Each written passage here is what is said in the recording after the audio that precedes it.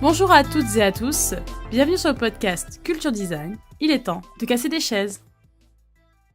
C'est une nouvelle interview pour Culture Design. Je suis allée à la rencontre d'un deuxième professionnel du design qui m'inspire et dont je souhaite vous faire partager son état d'esprit. À Québec, je suis partie à la rencontre de Maxime Massiot, designer français expatrié au Canada. J'ai découvert Maxime sur les réseaux sociaux il y a bien de cela 2 ans et j'échangeais avec lui de temps en temps, que ce soit sur Facebook ou LinkedIn. De passage à Montréal, je me suis organisé un week-end à Québec et je me suis dit que ce serait l'occasion de rencontrer Maxime en vrai. Et il a accepté mon invitation.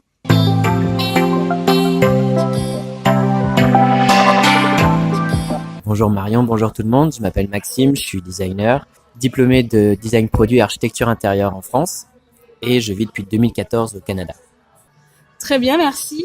Et qu'est-ce qui t'a donné envie de devenir designer ? En fait, j'avais déjà raconté dans des émissions, c'est que moi je viens d'une famille, on va dire modeste, dans le bon sens du terme, et je dessinais beaucoup l'environnement que je voulais avoir. C'est-à-dire, je voyais des amis qui avaient une plus belle maison, une plus belle voiture, et j'ai commencé à dessiner comment moi je voyais les choses, sans savoir que c'était un métier. Et à ce moment-là, j'ai vu une émission de télévision qui parlait d'un designer automobile, et ça m'a fait tilt en fait, parce que le designer a dit, quelle que soit ta classe sociale, si tu sais dessiner, si tu es passionné, si tu as une bonne vision dans l'espace et que tu travailles dur, tu pourras faire comme je fais ce métier-là. Et je suis resté scotché, je devais avoir 8-9 ans. Et depuis ce jour-là, je savais que je voulais être comme lui. Je voulais faire lui comme métier, je dis souvent ça. C'est-à-dire designer, expatrié et partager ma passion. Et aujourd'hui, c'est ce que je fais. Je suis designer au Canada et je partage ma passion. Tu as ta propre entreprise. Et qu'est-ce qui t'a motivé à te lancer dans l'entrepreneuriat ? En fait, c'est lié aussi à mes études. C'est-à-dire que moi, j'étais tout de suite très terre à terre. Et je suis arrivé à mes études en 97. Et c'était le moment de l'arrivée d'Internet dans les familles. Et le mot design était à la mode à ce moment-là.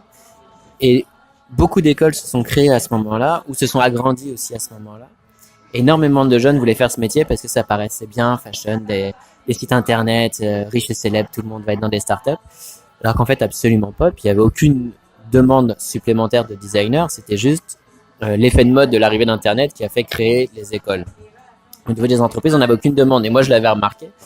Et en fait, beaucoup de jeunes se sont retrouvés à se prendre des claques tout de suite en sortant de l'école. Et moi, j'ai eu un peu de chance parce que je travaillais dans les bateaux, donc c'est un domaine qui était peu concurrentiel à ce moment-là. Et en fait, les personnes venaient me voir pour avoir des conseils. Et au bout de quelques temps, je me suis dit, autant que j'en fasse quelque chose de ces conseils parce que ça fonctionne. Et j'ai commencé à travailler avec plusieurs sites internet partenaires où je donnais des cours pour des élèves en design, des jeunes designers. Et j'ai adoré faire ça et ça fait, en fait, j'ai fait ça depuis toujours. Et aujourd'hui, ça prend de plus en plus de place parce que certaines écoles de design m'invitent pour faire des interventions en fait où je mélange développement personnel et cours de design, ce qui n'est pas encore le cas dans les écoles actuelles ou très peu. Et donc, c'est un point très fort. Et pour terminer, c'est actuellement, on écrit un livre là-dessus avec un partenaire en Allemagne. Et c'est pour ça en fait que je suis à mon compte, en plus du travail salarié. Je fais aussi quelques projets ponctuels, mais c'est juste ponctuel pour le plaisir. La plupart de mon travail freelance en plus, c'est uniquement des cours pour les jeunes designers. C'est vraiment ce qui m'anime le plus. Merci.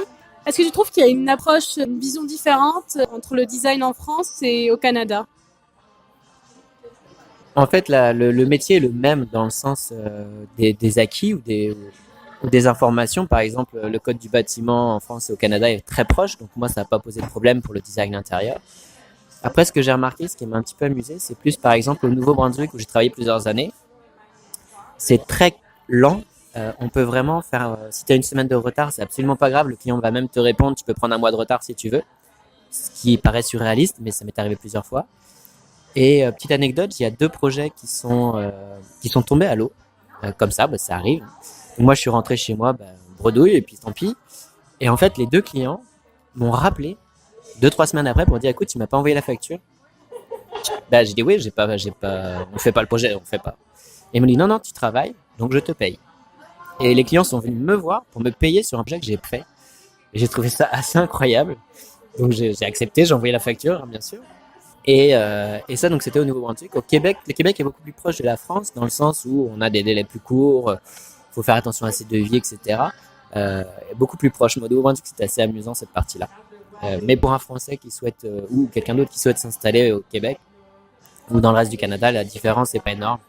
Et s'habituer à parler en pied ou en pouce, ou avec du vocabulaire anglais, parce que beaucoup de choses sont avec un vocabulaire technique en anglais, ça se fait très bien, on apprend ça très vite, il n'y a aucun problème.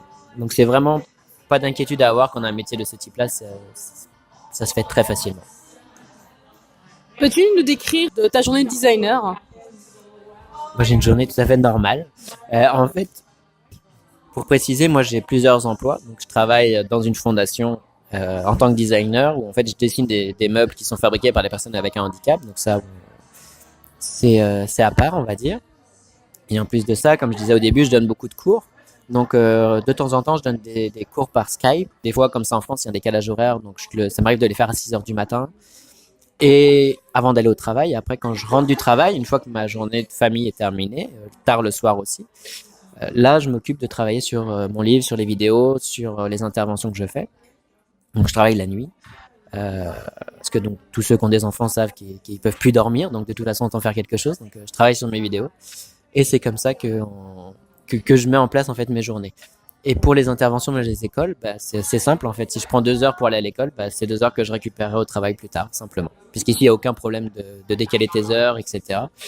Et la plupart des endroits au Canada, en fait, ta journée c'est 8 heures, 4 heures et puis ça se termine là. Et 10 minutes après t'es chez toi, donc ce qui laisse du temps pour la famille et pour les projets. Juste pour terminer, je trouve pas que ce soit quelque chose d'énorme de dire ouais mais attends il fait 50 heures semaine, c'est normal, c'est pas normal. Pour moi c'est un loisir, je compte pas mes heures, j'ai aucune idée de combien d'heures je fais. Et au lieu de m'abrutir devant une télévision, moi j'écris des articles sur le design, ça m'occupe. De toute façon j'ai pas de télévision et c'est pas du travail pour moi, c'est vraiment un plaisir. Donc même me lever 5 heures du mat pour préparer un cours, c'est pas grave, etc. Ça a rien de gênant en fait, ça fait partie de mon quotidien. Donc j'ai un quotidien normal et oui, ça m'occupe toute ma passion, ma journée, mais c'est normal aussi quand on aime ce qu'on fait. Je me retrouve totalement dans tout ce que tu dis. Comme l'expression le dit, quand on aime, on compte pas. Mais plus qu'une journée normale, je trouve que c'est une journée de passionné en fait. C'est beaucoup plus important qu'une journée normale où on va regarder la télé ou autre. Et je trouve ça important de partager ce genre de vision aujourd'hui.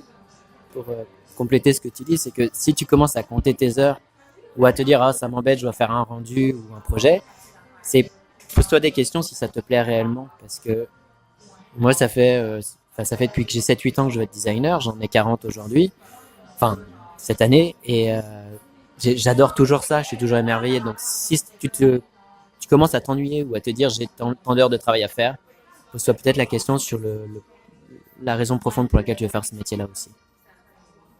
Je suis absolument d'accord. Ça me permet de rebondir. Est-ce que tu donnes des conseils à tes étudiants ou à des designers juniors pour réussir en fait? Oui, donc ça fait une dizaine d'années que je donne des cours. Au départ, c'était avec Quel prof et Super prof, qui étaient des sites français, qui marchaient très fort pour moi. Et puis après, ils ont fusionné, et puis je suis parti au Canada, etc. Donc je m'en occupe plus. Je suis plus dessus. Et ici, je me suis mis sur LinkedIn parce que je suis impliqué à ce site-là. Donc c'est le site socio-professionnel.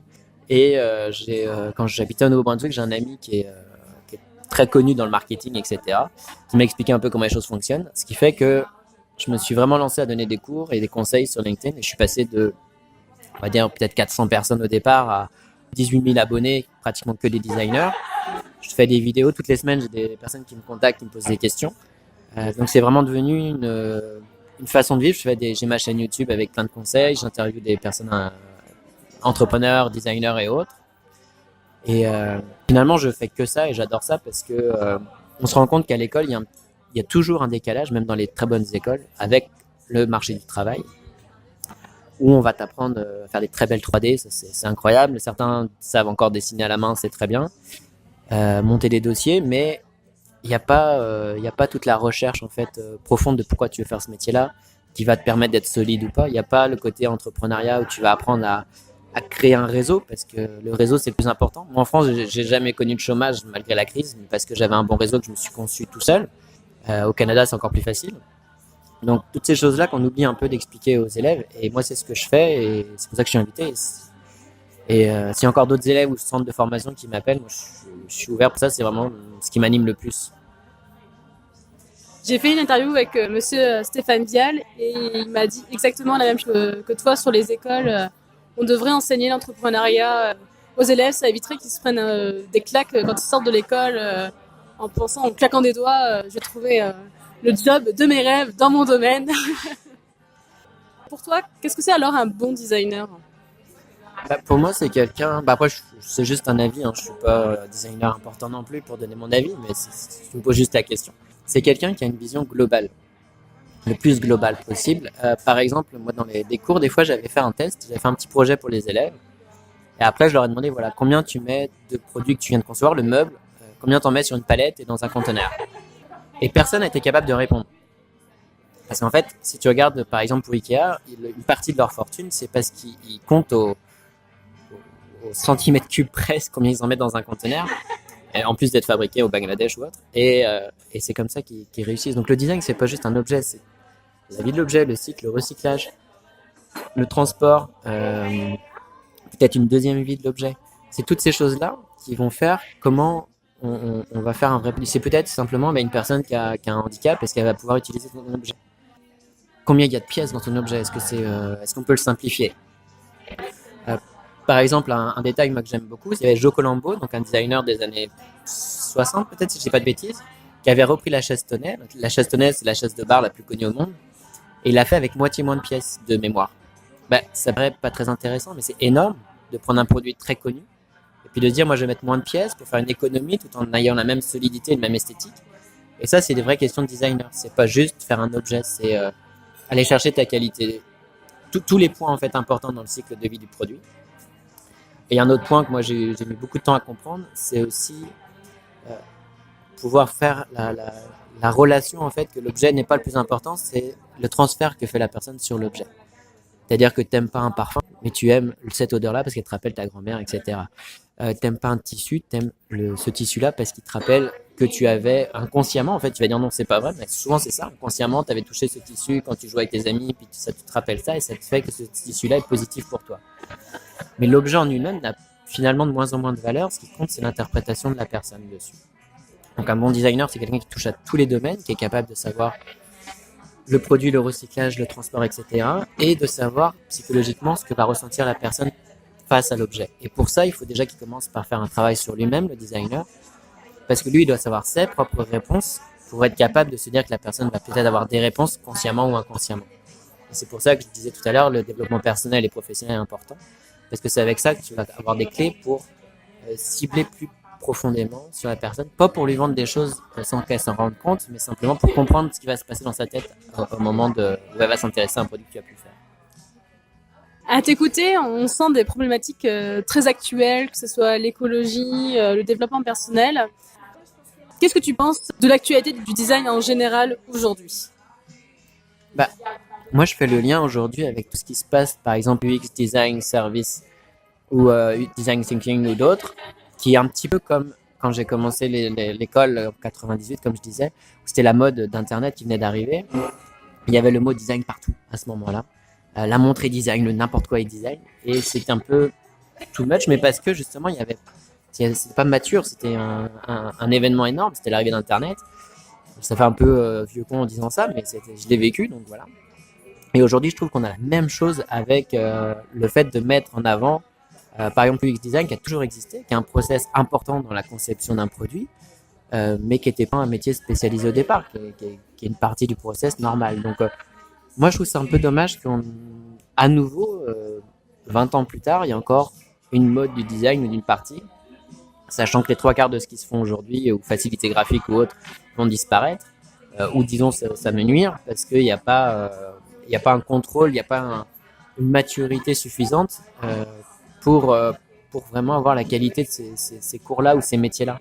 Moi, j'ai interviewé une designer de service, elle a eu du mal à m'expliquer ses cours alors qu'elle était encore à l'école. Donc, si tu as du mal à expliquer tes cours, c'est ou ton métier, je considère qu'il y a un problème. Quand je pose la question à des UX designers et qui restent flous, moi, ça me gêne en fait. Pour ma part, je suis designer intérieur, designer produit, c'est pas compliqué à expliquer. Et je donne des cours aux élèves, c'est pas compliqué à expliquer. Donc, je trouve que l'effet de mode est un peu dommage et se spécialiser sur une partie du process pour des métiers très généralistes, c'est-à-dire l'UX design, je peux en parler pour tout le monde, mais c'est qu'une toute petite partie. Je trouve ça bizarre. Alors que pour moi, le designer, ça serait quelqu'un qui est spécialisé dans un domaine, par exemple les vélos, les meubles, choses comme ça, mais qui va toucher à tout le process. Et non pas une petite process pour des domaines variés. C'est juste, mon avis, un designer, c'est plus dans ce sens-là que ce qu'on voit aujourd'hui. Est-ce que tu as trouvé facilement pourquoi tu exerces ce métier? Parce que moi, j'ai 27 ans. J'ai fini mes études en septembre 2017. Là, nous sommes en mars 2019. J'ai mis un an après mes études à vraiment mettre les mots sur ce que je voulais faire et comment l'appliquer avec le design. Moi, mon but, c'est d'aider les gens à donner le meilleur d'eux-mêmes grâce au design. Et autour de moi, j'ai beaucoup de jeunes designers ou même des jeunes dans leur domaine qui savent pas pourquoi ils sont là et pourquoi ils font ça. Ça rejoint un petit peu ce qu'on disait au départ, c'est-à-dire que moi au départ c'était parce que mes petits camarades de classe avaient les plus belles maisons et je comprenais pas pourquoi, sans être jaloux, j'ai jamais été jaloux, mais je posais la question, tiens, comment ça se fait qu'il y en a qui sont riches, il y en a qui sont pauvres et ça change pas et je comprenais juste pas. Et moi ça m'a permis de pouvoir recréer des environnements qui me parlent. Et quand j'étais à l'école et que j'ai vu des personnes se prendre des claques, je me suis dit, je peux pas faire ça, c'est gaspillage. Moi, la personne qui m'a parlé à la télévision, même si elle m'a pas parlé directement, bien sûr, je l'ai pris pour moi et ça m'a ouvert les yeux. Enfin, depuis que ça fait plus de 30 ans que cette personne-là, que j'ai jamais d'ailleurs retrouvée, m'a ouvert les yeux et je sais pourquoi je vais faire ça. C'était pour me recréer un environnement qui me plaise et que de dire que si mon père me disait que l'ascenseur social était en panne, c'est une expression française, moi, avec ce monsieur-là, j'ai appelé l'escalier. C'est ce que j'aime dire. Donc, moi, j'ai toujours su pourquoi je voulais faire ça et c'est pour ça que je le fais aujourd'hui. C'est pour ça que j'ai des mondes qui me suivent, c'est parce que on peut pas me retirer, on peut critiquer mon travail, on peut me dire, il y a aucun problème avec ça, mais je sais pourquoi je le fais. Et aujourd'hui, c'est simplement, je veux pas voir le gaspillage des personnes qui ont plein de talents, mais qui sont juste mal orientés, ils manquent pas grand chose. Et c'est pour ça qu'on parle de design et de développement personnel, c'est que je pose vraiment ces questions-là qui peuvent être gênantes, je sais que ça gêne. Il y a une classe que j'ai faite à Montréal, je dirais pas la classe parce que je veux pas que ça gêne, mais où j'étais tout seul avec les élèves. Je leur ai fait un peu l'histoire 3S, donc j'en ai parlé dans mes vidéos, où justement on parle de pourquoi intérieur, et il y a des élèves qui sont mis à pleurer, qui sont sortis de la salle. Je les ai laissés sortir, mais c'est important d'aller jusque-là parce que si tu fais pas ça et que tu dis juste j'aime dessiner ou j'aime la 3D, dans 2 ans en agence tu te fais chier. Déjà, je suis désolé du mot, et dans 3 ans tu changes de métier. Parce qu'il n'y a aucun intérêt. C'est pas, moi, je dessine 10% du temps, ce qui m'embête parce que j'aime ça. Et je vais pas dire que je sais dessiner, mais j'ai une petite notion. Mais c'est pas, comment dire, tu fais pas ça parce que ça a l'air cool sur le papier. Tu fais ça parce que souvent, t'as besoin de t'exprimer de manière artistique, parce que t'as du mal à t'exprimer de manière orale. Et donc, tu dessines parce que t'as un moyen, tu veux sortir quelque chose. Et tant que tu sais pas ce que c'est, t'arriveras à rien. Donc il faut vraiment que tu mettes le point dessus. Pourquoi? On t'empêchait de parler, on t'a rabaissé, je sais pas moi, t'étais obèse, on se foutait de ta gueule. Dis-le pourquoi. Et quand tu sauras ça, tu sauras pourquoi tu as besoin de t'exprimer de cette manière et tu vas t'améliorer de cette manière. Et tu seras tellement fort que on pourra pas te juger ou te casser. Moi, quand des gens des fois j'ai des choses négatives, c'est rare, mais ça arrive. Et ça me passe complètement dessus. Parce que justement, j'ai 18 000 personnes qui me suivent. Il y a des mondes qui me contactent toutes les semaines. Si j'ai un message sur 1000 qui est négatif, c'est pas très grave. Donc c'est ça, mais ça me gêne pas. Mais si j'avais pas la force d'avoir été chercher pourquoi je vais faire ce métier-là, j'aurais pas fait de vidéo, je serais pas mis ma face sur les blogs ou autres. Je me serais caché, quoi, parce que j'aurais pas été capable de surmonter ça. Donc c'est vraiment le plus important, c'est ça. Chercher pourquoi tu veux faire ce métier-là. Et quand tu as la réponse, tu pourras faire ce métier-là. Si tu n'as pas de réponse, tu le fais pas.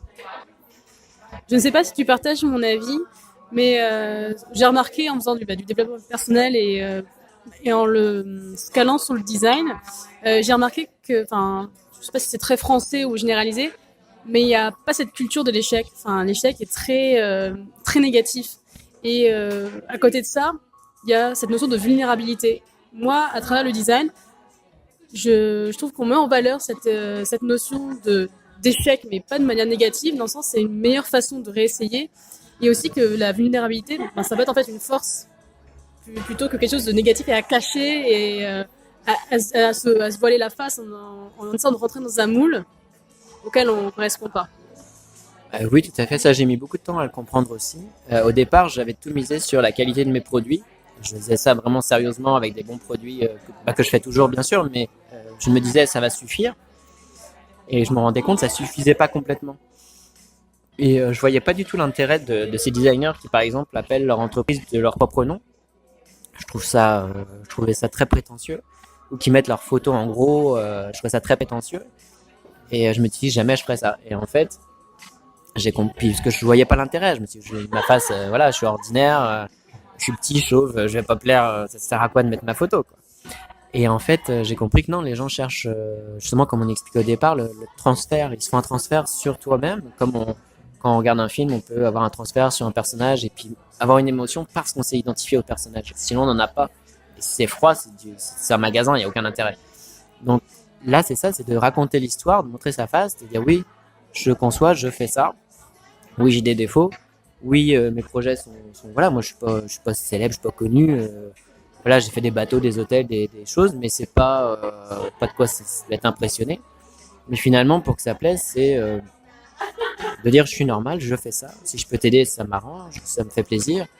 Euh, mais finalement, c'est l'être humain parce que surtout aujourd'hui, j'ai l'impression qu'avec la fin du capitalisme, si on peut dire un peu de politique, on se rend compte que toutes ces grosses machines qui nous écrasaient ne fonctionnent plus et qu'il faut simplement revenir à des choses plus raisonnables. Donc le plus raisonnable, c'est on est humain, on va pas consommer, on va pas, voilà, on se calme un peu.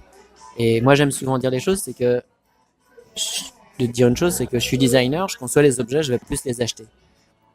Je suis tout matérialiste, j'ai pas de télévision, je suis pas fashion, j'ai le minimum de meubles parce que ça m'intéresse pas du tout. Comme je vais pas faire un transfert sur l'objet, je sais l'objet. Donc le transfert, je sais ce que c'est. Donc je l'apprivoise pas de la même manière. Donc je suis pas du tout quelqu'un qui a besoin d'acheter pour trouver ça important. Et c'est pour ça qu'il faut revenir à l'humain parce qu'il faut se calmer un petit peu sur les grosses sociétés, les gros profits, puis rester à une échelle normale. C'est pour ça que l'échec est important si on veut. Puis d'être humain, c'est important. C'est ça le plus important. Est-ce que tu penses que le design a changé le monde, pourrait changer le monde ou va changer le monde? Non, je trouve que ça serait un peu prétentieux de dire ça. Mais non, on participe, mais c'est simplement de faire passer des messages. Par exemple, souvent on me disait, ouais, t'es designer, c'est toi qui fais des meubles à 20 000 euros, 20 000 dollars qu'on peut pas acheter. Non, designer fait aussi des machines à laver ou des brosses à dents. Donc, il fait tout ce qui existe, c'est conçu. C'est conçu par des techniciens, des designers, etc. Donc, nous, on est juste une partie du chaînon. On va pas changer le monde, mais des fois, on aime faire réfléchir avec certains produits. Mais c'est tout, on change pas du tout le monde. Par contre, c'est important d'anticiper une réflexion, que petit à petit, on se dise, hey, on est designer, on conçoit les choses, c'est pas pour ça qu'on est d'accord avec tout ce qui est conçu. Et qu'on puisse se dire, voilà, d'arrêter de surconsommer. Moi, je suis designer, mais je suis pas pour la consommation à outrance. Je suis plutôt, on va dire, minimaliste façon de parler. Mais c'est plus, comment dire, on va pas changer le monde, on est juste là pour avoir des petites pistes de réflexion. Voilà, on n'a pas d'importance. On a une importance, c'est le jour où quelqu'un a une réflexion par rapport à ce qu'on a dit. Donc on est important pour quelqu'un, mais on n'est pas important et notre métier n'est pas important. C'est simplement ce qui va résonner dans la tête de certaines personnes qui va être important. Est-ce qu'il y a un projet dont tu es le plus fier? Ça peut paraître curieux, mais en fait, je suis fier, je pense que ça c'est un petit peu entendu.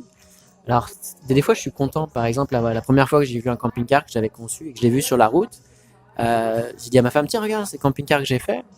Et puis voilà, j'étais fier 5 minutes, quoi, 2 minutes. Puis on est passé à autre chose. Pareil, quand je suis passé devant certains hôtels ou écoles ou autre chose que j'ai pu faire. Je suis fier 5 minutes, mais voilà, ça n'a pas vraiment d'importance.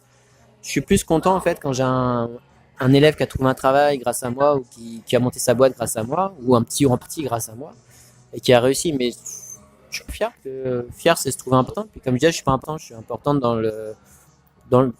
par rapport aux autres qui ont pu réussir quelque chose et que j'ai pu participer à leur réussite, ça me fait plaisir. Mais ça s'arrête là, il n'y a pas de quoi être fier de ça. Merci. Est-ce qu'il y a une personne, célèbre ou non, qui t'inspire dans ta vie de tous les jours? Il y a une personne, comme j'ai expliqué, qui était le designer automobile qui m'a ouvert les yeux sur les possibilités. Donc, j'avais cherché parce que j'ai eu des contacts chez Renault et je pense que c'est un designer chez Renault. Et je l'ai jamais retrouvé. Donc, je lance un appel. J'aimerais le rencontrer et lui dire merci. Lui, il a changé ma vie, si on peut dire. Mais après, je suis fan de quelqu'un. Je suis content. Par exemple, j'ai rencontré Nathalie Crasset, donc elle travaille avec Star. J'avoue au départ que j'appréciais pas forcément le personnage qui est vraiment excentrique. Moi, je suis très très discret. Mais quand on a parlé ensemble et j'en ai fait une vidéo, en fait, j'ai trouvé qu'elle a un message super profond et intelligent. Et ça m'a réconforté avec le personnage que je trouve un peu trop excentrique à mon goût. Mais finalement, ça m'a réconforté avec elle. Mais je suis fan de personnes parce que être fan, c'est mettre en valeur les gens. Et puis, ça, je trouve que c'est un petit peu exagéré aussi. Donc, des fois, j'adore les produits de certaines personnes ou autres, mais ça reste. On fait la différence avec la personne. Voilà. Je suis pas fan, mais j'apprécie certaines personnes ou certains projets. D'accord. Est-ce que tu aurais des lectures ou des films, bref, des éléments culturels à conseiller? Alors, pour les films, non.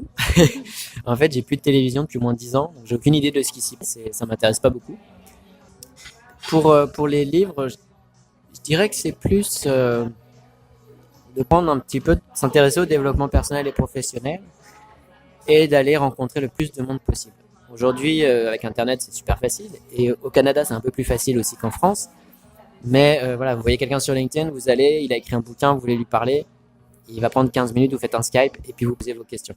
Et moi, j'ai pas de livre préféré, de choses préférées. J'en ai, mais enfin voilà, c'est pas le but de faire une publicité. Mais par contre, si vous en avez, allez contacter la personne et discuter avec la plupart du temps. On dit oui, enfin je dis on, je me considère pas une référence, mais toutes les semaines on me pose des questions et j'y réponds dès que je peux. Ou j'accepte des Skype aussi régulièrement. Donc allez-y, posez des questions et ça a vraiment plus de puissance. Euh, Moi j'ai eu la chance comme je disais au départ, d'un ami qui est dans le marketing qui est assez connu. Et quand on s'est rencontrés, je lui ai dit écoute, en fait on est voisins, on savait pas mais on habite la même rue. Faudrait qu'on mange ensemble. Et il m'a invité, il est vraiment très connu et très célèbre et très riche. Il m'a invité à un déjeuner pendant 1 heure. Et cette heure-là avait plus de valeur pour moi que beaucoup de livres que même lui a écrit aussi. Parce qu'on était face à face pendant 1 heure et c'était exceptionnel. Donc, j'ai plus de livres à conseiller, autre chose comme ça. J'ai plutôt cherché des informations, cherché plus que ce que vous apprenez à l'école et contacter les gens. Ça nous fait vraiment plaisir. Je me considère pas une référence, mais ça nous fait vraiment plaisir de répondre quand on peut et poser vos questions. Donc, on s'abrutit pas devant la télé, etc. On lit des livres, on cherche les auteurs et on contacte les auteurs et on pose des questions. Pour podcast, comme tu fais Marion, c'est très bien pour des choses comme ça, que ça va vous apprendre beaucoup plus que simplement dire ah j'aime bien ce qu'il a fait. Quand on dit j'ai eu la chance de le rencontrer, même si c'est un Skype, ça a beaucoup plus d'impact pour vos autres personnes après, votre crédibilité dans le métier, que simplement d'avoir lu un livre. Merci beaucoup pour ces conseils. On arrive sur la fin de l'interview. J'aurais une dernière question à te poser. Sur ton profil LinkedIn, tu as mis cette citation. La plupart des hommes mènent des vies de désespoir tranquille, de David Henry Thoreau. Qu'est-ce qu'elle t'inspire? En fait, je suis vraiment resté bloqué sur cette phrase parce que justement, je trouve que c'est vrai, ça rejoint ce qu'on disait aussi sur les élèves qui se prennent des claques en sortant de l'école parce qu'ils n'étaient pas préparés. Et comme je suis un petit peu addict à LinkedIn, vous aviez compris, donc ce que je vois souvent, c'est des personnes qui ont peut-être 25 ans et me disent ouais, je cherche un CDI en région parisienne. Alors je me dis mon Dieu, quelle horreur, quoi. On peut pas dire ça. Autant dire je cherche quelqu'un pour une relation sexuelle, quoi. Enfin c'est horrible de dire ça comme ça. Et surtout si t'as 25 ans et que t'as un métier créatif, faut arrêter, quoi. Si t'es comptable, je vais peut-être comprendre, même si je respecte les comptables, mais cherche une sécurité. Mais t'es créatif. T'as 25 ans, prends ton sac à dos. T'as vu une travail, je sais pas moi, t'es fille au père en Australie pendant 6 mois et tu travailles pour une agence, même si c'est stagiaire, c'est pas grave. Et puis après, tu vois un projet de 3 mois de designer en intérim à Barcelone, tu vas, tu fais des coach surfing ou n'importe quoi, mais tu le fais, quoi. C'est évident. Et puis, ce que je disais tout à l'heure, de contacter des auteurs, des entrepreneurs, etc., ben, vas-y, tu l'as pas encore fait, mais qu'est-ce que tu fais, quoi. J'ai eu plusieurs personnes qui me disaient, moi, je viens d'une grande école, j'envoie un CV, j'envoie des portfolios, je comprends pas, j'ai pas de travail, c'est pas normal. T'as juste oublié que vous êtes peut-être 500 nouveaux diplômés par année en France. Donc, il y a 500 CV comme le tien. On ne demande pas d'avoir des compétences de plus, de parler 4 langues, de connaître tous les logiciels du marché. Mais par contre, d'avoir une certaine logique. C'est-à-dire, si tu aimes les vélos, et si le meilleur fabricant de vélos est en Australie, bah va en Australie. Parce que commence pas à chercher un CDI en région parisienne et puis après te dire, j'aime bien le vélo, j'en fais le dimanche. Parce que là, ça veut dire que tu as loupé ta vocation, et ta vocation, c'est ta passion, c'est ton métier. Donc ça veut dire que tu t'es planté. Tu as vite cherché une routine. Pourquoi faire? Pour acheter un 2 pièces et une voiture d'occasion. C'est triste à mourir, donc ça, tu le feras après. Si tu veux t'acheter un local, ok, achète-toi un petit appart, mets-le en locatif, et puis pour toi. Fais 2-3 ans dans un autre pays, dans d'autres expériences. Même si tu es stagiaire, mais suis ce que tu aimes. Si c'est les fabricants de vélos, suis peut-être un fabricant, puis avec le fabricant, tu rencontres le champion du monde, et puis tu travailles avec le champion du monde pour ses projets. Et puis, de fil en aiguille, tu deviens la référence. Mais ne te lance pas dans un quotidien ordinaire, parce que c'est triste à mourir, et puis le quotidien, il te bouffe complètement. J'en avais déjà parlé dans les vidéos et les podcasts. Mais après, ça va être trop difficile de sortir de ce quotidien pour avoir du temps pour faire tes projets. Je te donne un exemple qui correspond à cette citation. C'est une personne qui s'appelle, je crois que c'est Nancy Beatty, ou un truc comme ça, c'est une américaine. Dans les années 2000, elle était fonctionnaire, elle travaillait, fonctionnaire, elle avait les bureaux, et à chaque pause, elle faisait du tricot. De tricot avec les aiguilles, les fils, la laine, tout ça. Et tout le monde se moquait un peu d'elle. Et à chaque pause, elle faisait ça. Et en 2004, je pense, vers l'arrivée de YouTube, elle a été une des premières à faire sa chaîne YouTube.